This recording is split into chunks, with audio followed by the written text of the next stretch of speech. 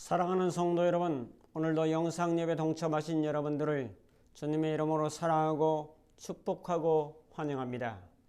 오늘은 창세기 3장 9절부터 14절의 말씀을 가지고 내 결정은 내가 책임져야 합니다 라고 하는 제목으로 말씀을 증거하겠습니다. 성경 봉독합니다. 창세기 3장 9절. 여호와 하나님이 아담을 부르시며 그에게 이르시되 네가 어디 있느냐. 10절. 이르되 내가 동산 안에서 하나님의 소리를 듣고 내가 벗었으므로 두려워하여 숨었나이다. 11절. 이르되 누가 너의 벗었음을 내게 알렸느냐. 내가 내게 먹지 말라 명한 그 나무 열매를 내가 먹었느냐. 12절. 아담이 이르되 하나님이 주셔서 나와 함께 있게 하신 여자 그가 그 나무 열매를 내게 주므로 내가 먹었나이다. 13절. 여호와 하나님이 여자에게 이르시되 네가 어찌 이렇게 하였느냐. 여자가 이르되 뱀이 나를 깨므로 내가 먹었나이다. 14절. 여호와 하나님이 뱀에게 이르시되 네가 이렇게 하였으니 네가 모든 가축과 들의 모든 짐승보다 더욱 저주를 받아 배로 다니고 살아있는 동안 흙을 먹을지니라. 아멘. 심리학의 피터 증후군이라고 하는 이야기가 있습니다. 1983년 미국 심리학자 된 카일이 이제 자신의 저서인 피터팬 신드롬이라는 책에서 이제 인용한 그러한 이야기입니다.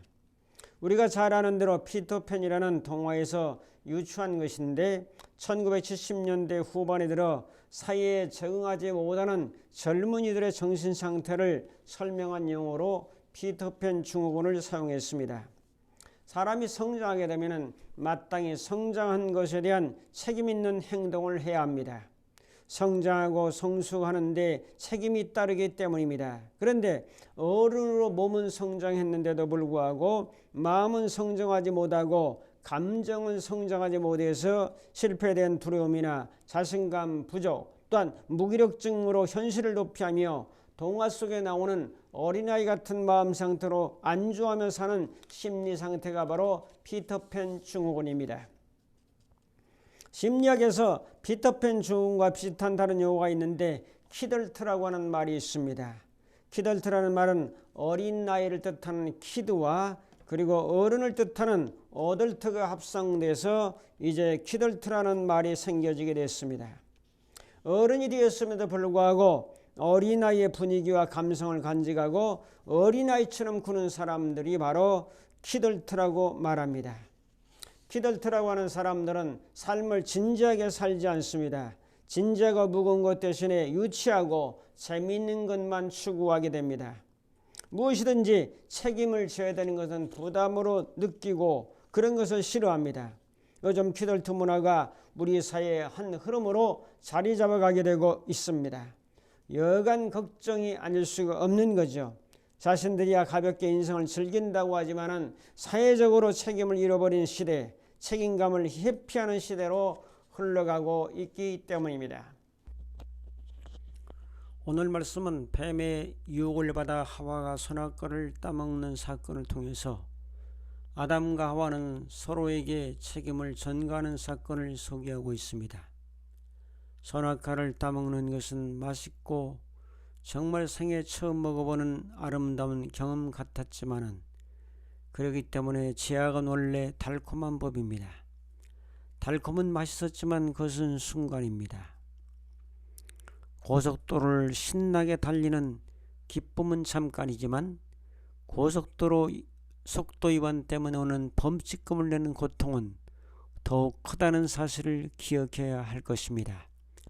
책임이라고 하는 말은 어떤 일의 결과에 대하여 지는 의무나 부담을 책임이라고 말합니다. 오늘 하나님은 아담을 부릅니다. 아담아, 아담아. 아담은 대답하기를 내가 벗었으므로 두려워하여 숨었나이다. 또 여자에게 묻습니다. 왜 선악과를 따먹었느냐? 여자는 대답하기를 뱀이 나를 유혹해서 뱀이 나를 꿰므로 내가 먹었나이다. 책임이 뱀에게 돌아가는 모습을 살펴봅니다. 오늘 나의 행동에 대한 책임은 내가 져야 합니다. 남에게 돌리는 것은 책임 회피이며 자기 선택에 대한 결정권을 남에게 돌리는 것입니다. 이것은 미성숙한 사람들의 특징이기도 합니다. 오늘 말씀을 통해 주시는 내 결정은 내가 책임져야 합니다라는 주제로 말씀을 증거하겠습니다. 첫 번째로 아담의 잘못된 행동 뒤에는 두려움이 따라왔습니다. 사람들은 누굴 두려워합니까? 작은 첫째로 하나님을 두려워합니다. 9절에 보면 여호와 하나님이 아담을 부르시며 그에게 이르시되 네가 어디 있느냐. 10절에 보면 이르되 내가 동산에서 하나님의 소리를 듣고 내가 벗었으므로 두려워하여 숨었나이다. 범죄 이후에 제일 먼저 나온 사건은 창피한 마음입니다. 벌거벗은 것에 대한 창피한 마음. 그 다음에 나타나는 것이 두려워하는 마음입니다. 다음에 숨는 마음을 가지고 있습니다. 그러므로 범죄 이후에 나타나는 것은 창피한 마음, 두려워하는 마음, 숨는 마음을 가지고 있었습니다. 창세기 2장 17절에 보면은 선악을 알게 하는 나무 열매는 먹지 말라. 내가 먹는 날에는 반드시 죽으리라. 아담은 생각합니다. 하나님의 말씀이 생각났습니다. 반드시 죽으리라는 죽음에 대한 두려움이 왔습니다. 법을 어긴 것에 대한 형벌이 두려웠습니다. 사람은요, 두려움을 제거하면 평화스럽게, 자연스럽게, 사랑스럽게, 복스럽게 살아갈 수가 있습니다. 스럽게라는 말이 여러분 정겹지 않습니까? 스럽게 살지 못하면 두려움의 마음이 자리 잡게 됩니다. 이것을 먹는 날에는 정령 죽으리라는 사망에 대한 두려움, 하나님에 대한 두려움이 마음의 자리를 잡고 있었습니다. 그러나 우리 성도들에게는 두려움을 제거해 주셨습니다.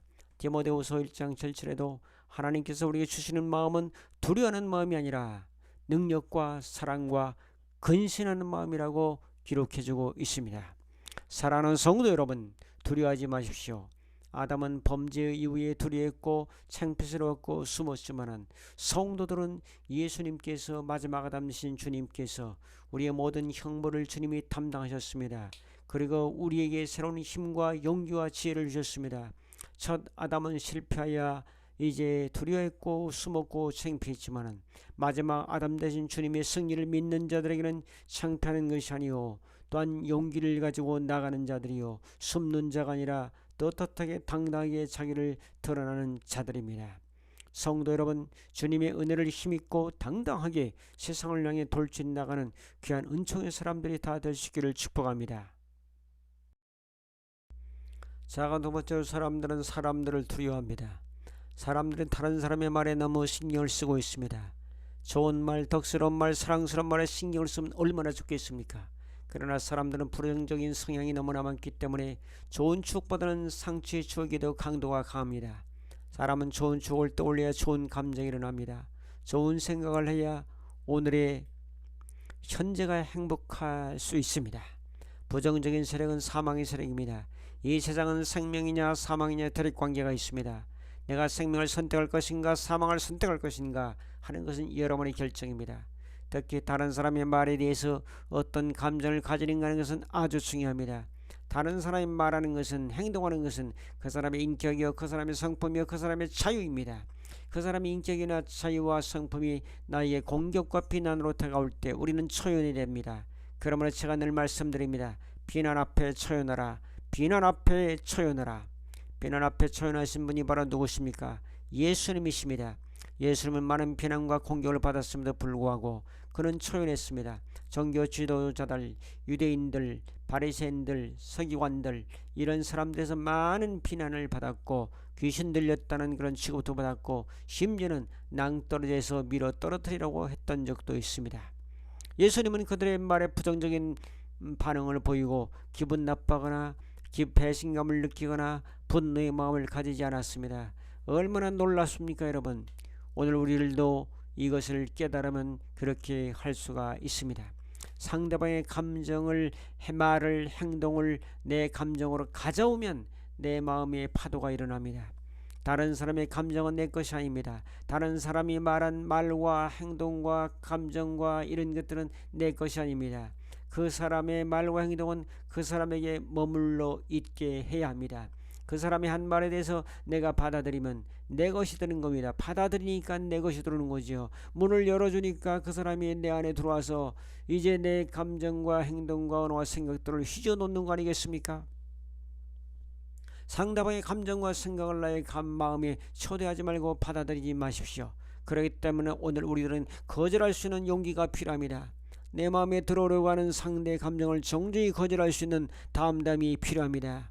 담담이라고 해서 큰소리나 치고 거친 행동을 유발할 때 담담으로 생각하십니까? 여러분, 그러므로 너무 예민함을 버리셔야 되기 바랍니다.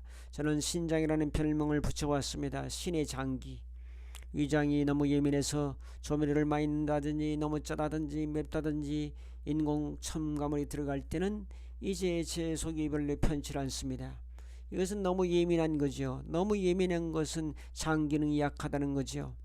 마찬가지로 마음이 넉넉하지 못하고 그릇이 크지 않기 때문에 상대의 말에 대해 예민하게 반응하는 것입니다. 저는 예배 모임이나 찬양 모임에 갔을 때 앰프를 너무 크게 해가지고 스피커에 큰 소리가 나올 때 고막이 아플 때가 있습니다. 그러면 한쪽 귀를 손가락으로 막습니다. 그러면 훨씬 귀에 오는 충격이 덜합니다. 여러분들의 마음에 들려오는 기분 나쁜 큰 소리들을 그대로 받아들이면 마음의 고막이 아픕니다. 그럴 때는 한쪽 마음의 고막을 막아야 합니다. 욥이 바로 그런 사람이었습니다. 욥은 자식을 잃고 재산을 잃고 병들고 고통당하는 속에서 빌닷과 소발과 엘리바스는 욥이 당하는 고통이 하나님 앞에 범죄의 결과라고 공격하며 질타했습니다. 그러나 욥은 그런 사람들의 말에 친구에게 흔들리지 아니하고 꿈쩍도 하지 않고 조용하게 자기의 주장을 일관되게 펼쳐나가고 있습니다. 그러므로는 마지막 욥기 마지막 장에 가면은 갑절의 복을 그대로 다시 회복했던 것을 바라보게 됩니다. 여러분에게도 이런 은혜가 함께하기를 축복합니다. 시편 31편 24절에 보면 여호와를 바라는 너희들아 강하고 담대하라. 신명기 31장 6절에 너희는 강하고 담대하라. 두려워하지 말라. 그들 앞에서 떨지 말라. 이는 네 하나님 여호와 그가 너와 함께 가시며 결코 너를 떠나지 아니하시며 버리지 아니할 것이라고 말씀하고 있습니다. 아담은 잘못 뒤에 창피함과 두려움이었지만 우리의 창피와 두려움을 제거하시고 우리에게 용기와 담대함을 주시는 하나님을 찬양하며 전진하는 은혜가 함께하기를 축복합니다. 그건 두 번째로 하나님은 행동에 대한 책임을 묻습니다. 11절부터 13절에 말씀하고 있습니다. 하나님은 아담과 하와의 행동에 대해서 책임을 묻습니다. 아담의 책임 전가를 살펴보겠습니다. 하나님은 아담에게 묻습니다. 누가 너희 버섯음을 내게 알려느냐? 네가 먹지 말라 명한 그 나무 열매를 내가 먹었느냐? 아담은 12절에 대답합니다. 하나님이 주셔서 나와 함께 있게 하신 여자 그가 그 나무 열매를 내게 주므로 내가 먹었나이다. 이것이 뇌시조라는 분이 하는 소리입니다. 조금 치사하지 않습니까? 나의 행동에 대한 책임을 내가 지는 것이 아니고 다른 사람에게 전가하고 있습니다. 제일 먼저 하나님께 전가하고 있습니다. 다음에 여자가 열매를 주어서 내가 먹었습니다. 나는 책임이 없습니다. 여자가 주었기 때문에 먹은 것이라는 사실을 강조합니다. 여러분 이러면 어떻습니까? 제가 잘못했습니다. 제가 실수했습니다. 제가 지혜가 부족했습니다. 제가 하나님의 말씀을 어겼습니다라고 말하는 것이 아닙니다. 책임 전가는 나를 뻔뻔하게 만듭니다. 나를 정당화시키고 잘못의 책임을 상대방에게 전가시키는 것입니다. 사랑하는 성도 여러분, 어떤 결정 앞에서 최종적인 결정은 내가 한 것이잖아요. 약자들의 변명은 자꾸 전가시킵니다. 그 사람이 나에게 이런 말을 했기 때문에 내가 그랬다고 말합니다. 누구 때문에 내가 이런 결정을 할 수밖에 없었다고, 누가 기분 나쁘게 했기 때문에 내가 이 일을 했노라고. 그 사람이 종입니까? 내 인생에 대한 행동 책임은 내가 지는 것이지 상대방이 져주는 게 아닙니다. 그 사람 때문에 이렇게 내가 선택했다고 하는 것은 변명밖에 되지 않습니다. 변명의 사람이 되렵니까? 책임의 사람이 되렵니까? 여러분들은 내가 결정해놓고 다른 사람 때문에 그런 결정을 할 수밖에 없었다고 그 사람에게 책임을 전가하는 것은 내 선택에 대한 고난을 부정하는 것입니다. 나의 선택 결정권을 인정하지 않는 것입니다. 예를 들면 누가 집을 사라고 조언해서 집을 샀는데 몇 개월 안에서 집이 폭락했습니다. 그러면 사람들은 뭐라고 말합니까? 친구 말 듣고 저 집 샀다가 아주 손해를 많이 보았다고 합니다. 최종 결정을 내가 한 것인데 친구 때문에 손해를 많이 보았다고 책임을 돌리는 것입니다. 어떤 결정이나 내가 하는 것입니다. 아담이 먹은 것은 아담의 결정이요 아담의 책임입니다. 이것을 아내인 하와에게 돌리는 것은 자기의 행동에 대한 책임을 지지 않는 자세입니다. 모든 사람에게는 이런 성품이 있습니다. 오늘의 말씀을 통해서 이런 책임전가의 자세를 버리고 내가 나의 인생을 책임지며 내가 나의 결정과 선택을 책임진다는 자세로 살아갈 수 있기를 축복합니다. 그 다음에 하와의 책임전가를 보면 하와도 똑같습니다. 하나님은 묻습니다. 13절에 여호와 하나님이 여자에게 이르시되 네가 어찌 이렇게 하였느냐. 여자가 이르되 뱀이 나를 꾀므로 내가 먹었나이다. 하나님이 질문했죠. 네가 어찌 이렇게 하였느냐. 여자는 대답하죠. 뱀이 나를 꾀므로 내가 먹었나이다. 남편이나 아내나 책임지는 것은 똑같습니다. 그래서 제 부부는 닮았다고 말하죠. 하와는 뱀에게 책임을 돌립니다. 뱀이 나를 꾀므로 먹었습니다. 뱀이 나를 꾀지 않았더라면 나는 먹지 않았을 것입니다. 뱀이 없었더라면, 뱀이 선악과를 따먹으라고 말하지 않았더라면, 뱀이 나를 유혹하지 않았더라면 선악과를 먹지 않았을 것이라고 말합니다. 하와도 자기의 행동에 대해서 책임을 지지 않습니다. 내 인생은 내가 책임져야 됩니다. 아담이나 하와처럼 책임지지 않으려고 하는 자세 때문에 사회가 혼란스럽고 어둡게 되고 정치하는 모든 사람도 자기의 잘못된 상황에 대해서는 책임을 지려고 하지 않고 있습니다. 우리 성도는 가정의 책임이 있고 교회를 섬기면 교회의 책임이 있고 사회적인 책임이 있고 국가적인 책임이 있습니다. 여러분들의 인생의 책임을 내가 진다면 겸손하고 솔직한 자세를 가지고 살 수 있습니다. 이렇게 사는 것이 성숙한 민주시민이요 기독교인이 될 수가 있습니다. 링컨은 말하기를 40이 넘으면 얼굴에도 책임을 져야 된다고 말했습니다. 여러분, CEO들은 얼굴을 유심히 바라보면 그 회사를 담당할 만한 그런 책임과 능력이 있다는 사실을 볼 수 있습니다. CEO들이 직원을 채용할 때에 옛날에는 스펙을 많이 봤지만은 제일 먼저 보는 것이 원만한 인간관계 능력입니다. 과거는 실력이나 권위가 통했지만 지금은 유머 감각과 스마트한 인생관이 훨씬 더 매력적인 리더십으로 통하고 있습니다. 철학자 아리스토텔레스는 사람이 웃는 이유가 우월감 때문이라고 정의했습니다. 웃음이 터져 나오게 하는 것은 위트요, 코믹이요, 유머입니다. 위트는 지성에서 나오는 능력이요, 코믹은 순발력에서 나오는 재주입니다. 유머는 곧 전적인 웃음이며 마음의 여유에서 생깁니다. 그러므로 자신의 얼굴에 웃음을 담을 수 있는 자가 진정 자신의 삶을 윤택하게 하는 자입니다. 웃음은 자산입니다. 미소가 축복입니다. 유머는 인생의 조미료입니다. 잔뜩 찌푸린 얼굴을 좋아할 사람은 아무도 없습니다. 인생관계는 에너지와 에너지의 화학 반응입니다. 진정한 만남이란 얼굴만 보는 게 아니라 마음과 마음이 통하고 에너지와 에너지가 화학 반응을 하는 것이라고 윤택규라는 사람은 우리 아이들 안녕한가요? 라는 책에서 기록하고 있습니다.